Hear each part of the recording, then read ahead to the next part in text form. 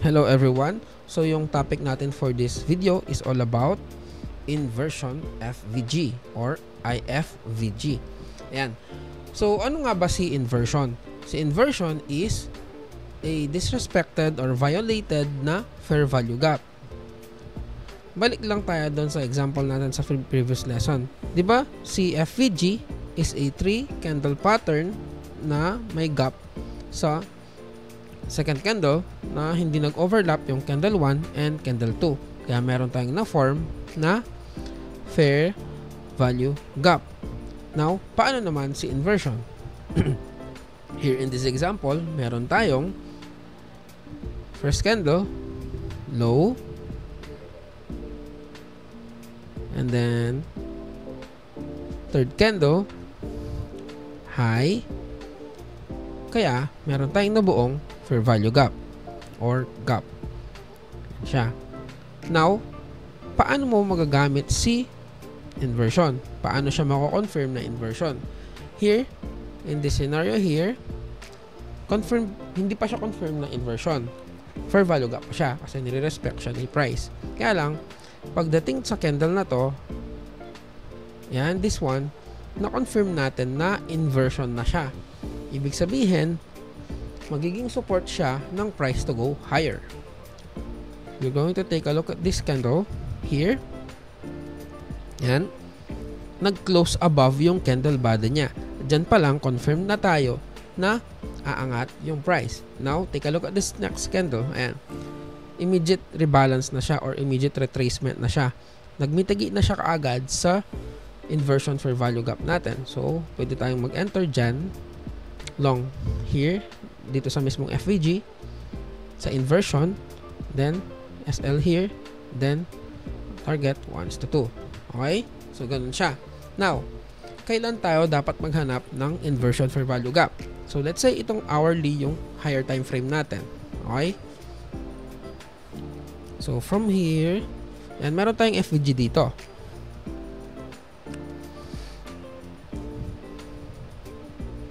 Yan, meron tayong bullish FVG.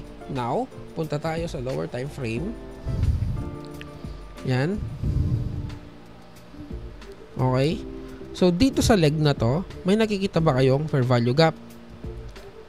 Yes, meron. So, meron tayong candle 1, low, candle 2, and candle 3, high. So, meron tayong FVG or fair value gap. Okay? So, meron tayong FVG dyan. Now, ang ini-expect natin, since meron tayong higher time frame key level or higher time frame PDRA, which is yung bullish fair value gap, ang price magmi-mitigate dyan to go higher. Right? Now, paano tayo kukuha ng confirmation? Usually, ang ginagawa natin sa mga previous lessons is kuha tayo ng confirmation if magre-reverse na ba talaga siya dyan sa MSS. Right? Yan. Now, ano pa yung isa na tinuro ko na pwede nating magamit as confirmation to go change the trend or mag-reverse na? Order block or CISD. Yan sila. Now, sa inversion, pwede natin siyang magamit as a confirmation ng reversal ng trend na mas earlier sa CISD and MSS. Though, merong mga times na mas earlier si CISD kasi nasa baba siya, pero usually, mas earlier si inversion. Yan yung mas madalas na mangyari. Okay? Oh, by the way, hindi pa pala ano yan. Hindi pa yan inversion. Kasi hindi pa nag-confirm.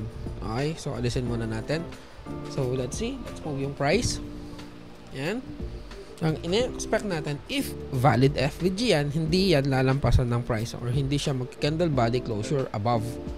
Okay? As you can see dito, nagre-resist si price to go higher kasi meron tayong FVG. Okay? So, from there, ayan, makikita nyo, nag-confirm na siya kasi nag-candle body close above this block ng inversion na to. So, matatawag ko na yan na inversion. Now, paano yung magiging entry natin dyan? So, let's take a look at higher time frame again. So, Balik tayo dito.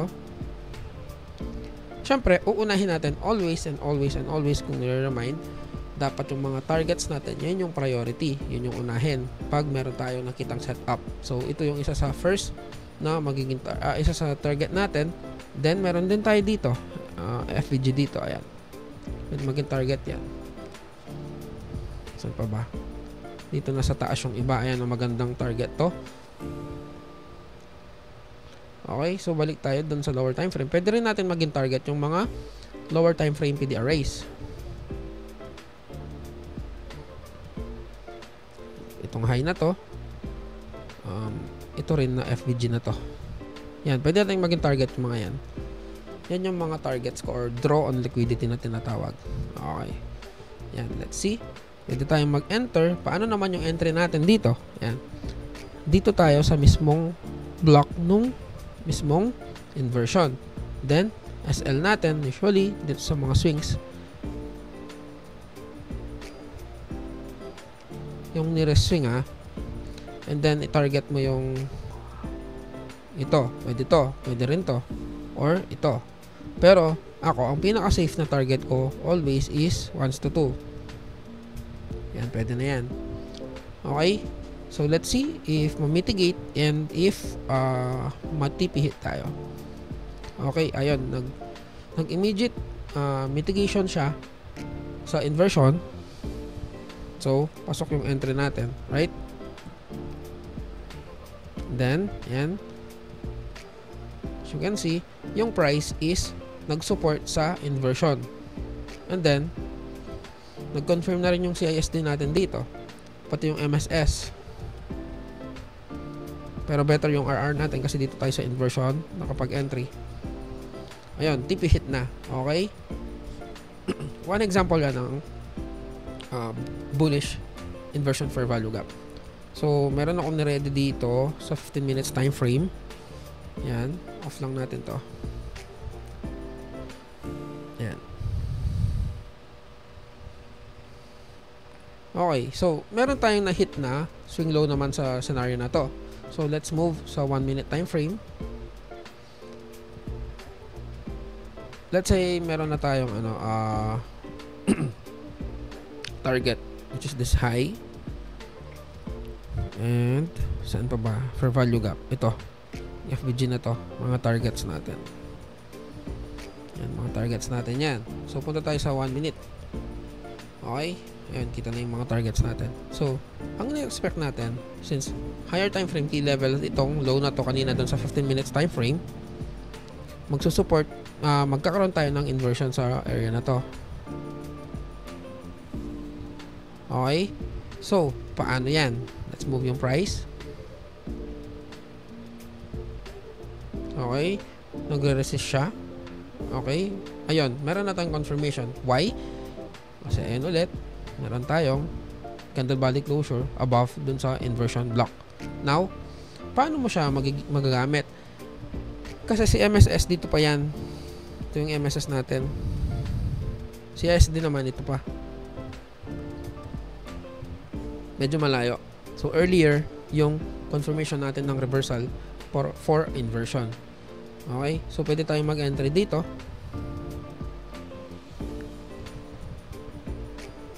And then,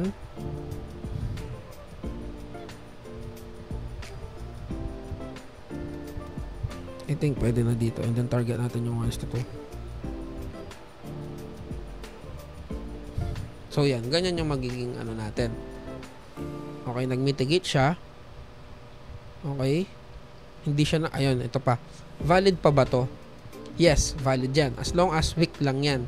Hindi siya nag-candle body closure. Valid inversion pa rin yan. Okay? Kasi hindi pa nag-candle body closure. Inversion pa rin yan. As long as hindi nag-candle body closure. Kaya yung mga SL natin, below, hindi dun sa mismong block ng inversion. Okay? Yan, valid pa yan. Hindi pa rin nagko-close. Okay. So, ayan, umangat na yung price. Right? Nirespect yung inversion natin. Okay, so, let's move tayo dun sa next example. Yan. Let's say ito yung higher time frame PDR. Bearish example. May na-hit tayo na high dito. Then, let's look sa 1 minute time frame. As you can see, meron tayong FVG na na-form dito. Importante din na sa inversion, meron tayong ma-hit first na higher time frame key level. Hindi pwedeng kung saan-saan ka lang humanap ng inversion. Dapat meron tayong ma-hit sa higher time frame na PDRA or swing high or swing low, like this example. Hindi pwedeng naisip mo or nakita mo dito, may example pa ako dito ng paano yung random selection na hindi nag-work. Okay? So dito, kung makikita mo, nagsusupport si price to go higher kasi FVG yan. Pero around here, nag-confirm na siya, and then yung pwedeng naging entry natin dito is here. Then ito yung SL natin, and target yung 1, 2 or yung mga FVGs around this area and yung mga lows na to. So, pag move ng price, nag-mitigate na yung inversion natin to go even lower. Pero dito, hindi pa siya nag-low, nagkaroon pa tayo ng drawdown, pero kung makikita mo, nire-respect pa rin yung inversion for value gap natin. Kasi, hindi siya nag-candle body close above pag sa bearish scenario. So, ayun, natipihit na tayo. Hindi siya lumampas dun sa inversion. Kaya, valid inversion pa rin siya and bumaba pa rin yung price. Pero if nakita mo na yung price lumampas ng konti, wait lang, hanap tayo dito. Naghahanap ako. Ito. Wait, hindi siya pwede. Ito. Good example to. Let's say, ito, random ka lang naghanap ng FVG. Dito, nag-confirm ka, right? And, hindi ka rin na-mitigate. Sakali. Pero kasi, pwede tayong mag-enter right after ng closure. So, dito, pwede ka mag-enter. Kaya lang medyo pangin na yung RR mo dyan. Now, paano ko masasabi na na-disrespect na si inversion? Pag linampasan na yung mismong, let's say, FVG dito. Dito yung confirmation mo. Dito yung confirmation. Dito naman, makikita mo na nag-candle body close above na siya. So, malaki yung chance na hindi na yan pababa. Kaya umangat yung price natin dito. Okay? Plus, wala tayong higher time frame key level na na-hit dito. Not sure, di ko pa natignan to. Most probably wala. Ayun, wala nga. Ito yon. Wala naman tayong na-hit na higher time frame key level. Though dito meron. Yan.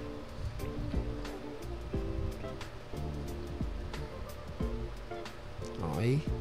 So, ayun. Yun yung example ng isang pag pumili ka ng random inversion. Kailangan talaga yung piliin mo na inversion or gamitin mo as inversion is yung mga coming from higher time frame key level talaga. Then, lower time frame entries. Okay?